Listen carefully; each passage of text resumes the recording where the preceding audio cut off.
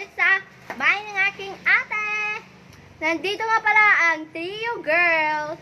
So, ito guys yung front nila. At papasok na tayo. Binigyan ako ng sinapay. May pa naman siyang cheese. Let's go!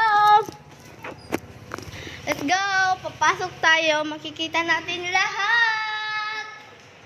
Ito yung table. Upuan. Dito si Rose. Tsaka si Caitlyn. Ito sila guys natutulog. Gasan. Stier. So guys, dito kami dahil magpapakain ako ng bata. This is Kali Put-Put. And this is, kumusta naman ang kalagayan? Okay lang. Ikaw, buhay ko ba? Galing kami sa simbahan. Nagkalat kami. Ito lang guys ah. Buhay pa, balik siya guys. This is my outfit. Ta-da! And this is my... Ito siya guys. Ate, nag-aalog. So guys, mabuti pa yung bahay nila, may pintura na. Sa amin din may pintura, pero white pa lang. Okay lang yan. Sa bahay naman namin, magtutour house kay Tita Nida, Tita Ida. Mag-iwas na lang tayo. Di ako na tita mag-outfit tayo. Mag-outfit check muna kami. Gabi. 3, 2, 1, tayo. Ang outfit ni Rose sa paghalad kay Maria ng bulaklak. Pasok!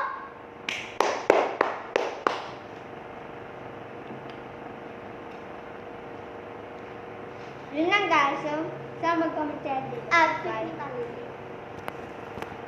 Ang outfit ni Caitlyn. Pasok!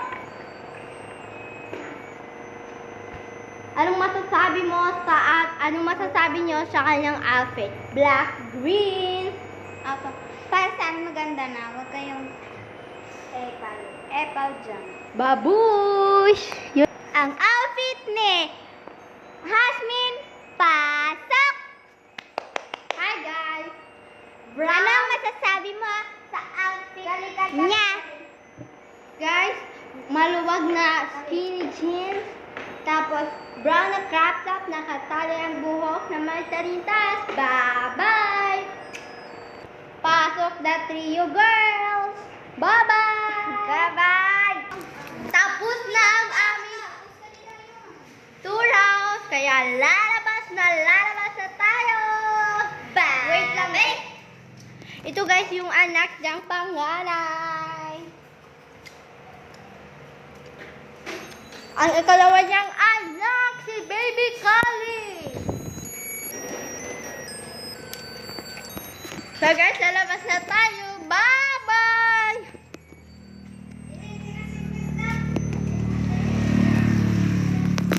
Ito guys, yung bahay nila.